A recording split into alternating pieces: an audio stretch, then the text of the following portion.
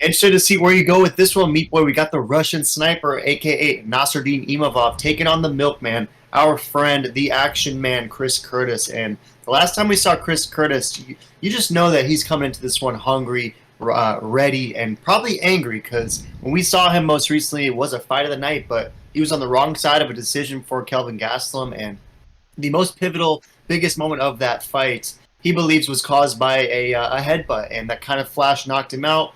Ultimately, it kind of turned the round around, and it allowed Kelvin to pick up that unanimous decision. But prior to that, the Milkman was looking good. He's always coming ready. We know he's trying to keep this fight standing, right? He's wanting to box with you. He's got that gnarly left hand, but it's really kind of, I don't want to say it's all he has, but it's definitely what he relies on primarily. And it's brought him a lot of success, right? He had that nice finish over Joaquin Buckley. He beat Rodolfo Vieira, beat Brendan Allen, was able to finish him, and that was only in his second fight, fresh off the KO win over Phil Hawes as well. So Chris Curtis is a guy who really made the most out of his UFC opportunity, even though it came kind of late in his career. And I want to get your take on whether he takes out Imavov, because Imavov just fought Sean Strickland, and we know Strickland and Curtis are boys, training partners, and it was a fight where Sean kind of dominated Imavov in that one. And granted, it was last second. Imavov stepped up and was able to take that fight with Sean, but it didn't go his way, and it thwarted his previous 3-fight win streak, where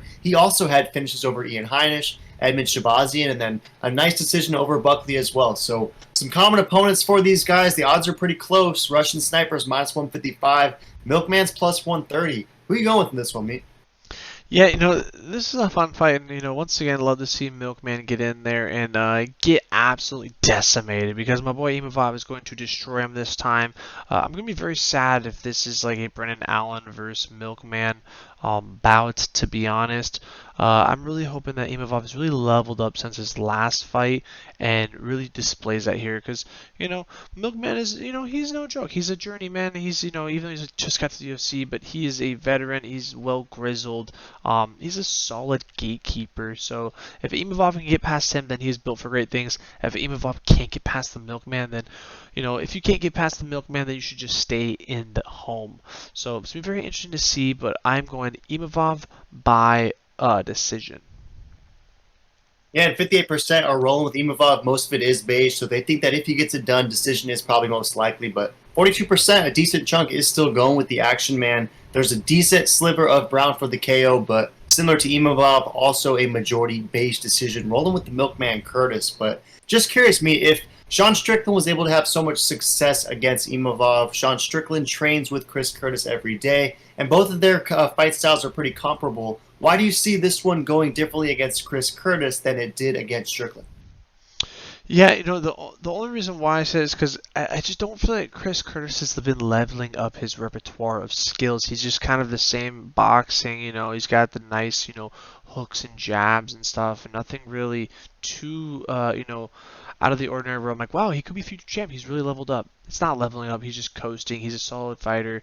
While Imavov, I could see, the Russian sniper, he's 27. He's not 35, slowly on the decline. He's 27, only getting better and better. And I'm hoping that he really learned his last fight and that this is going to be a big jump for him in competition and really taking those new leveled up skills and demolish the Action Man in this one.